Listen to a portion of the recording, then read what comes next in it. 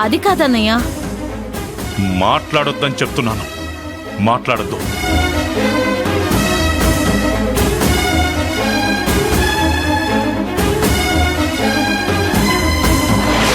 సీత, వాడికి బయలుదేరమని చెప్పు. ఇంకెప్పుడు ఈ ఇంటి వైపు రాకూడదని చెప్పు.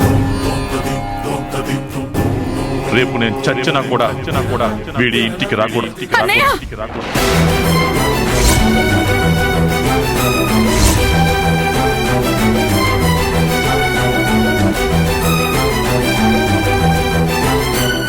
నాన్న, దయచేసి అలాంటి మాటలు మాట్లాడొద్దు నాన్న.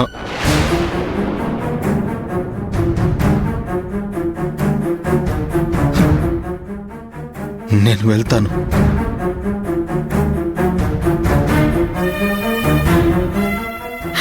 అదే ఏంటి సీత? సరే పోనీ నేను వెళ్ళిపోనా? చెప్పు సీత.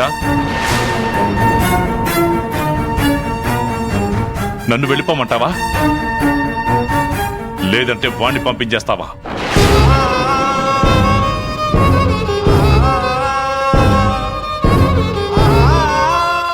సీతమ్మ, నాన్న ఇప్పుడు కోపంలో ఉన్నారు. ఏదో ఒక రోజు ఆయనకి నిజం తెలుస్తుంది. ఆయన నన్ను క్షమిస్తారు, నాకు ఆ నమ్మకం ఉంది. నువ్వేడొక సీతమ్మ, నువ్వు జాగ్రత్తగా ఉండవు. నేను బయలుదేరుతున్నాను.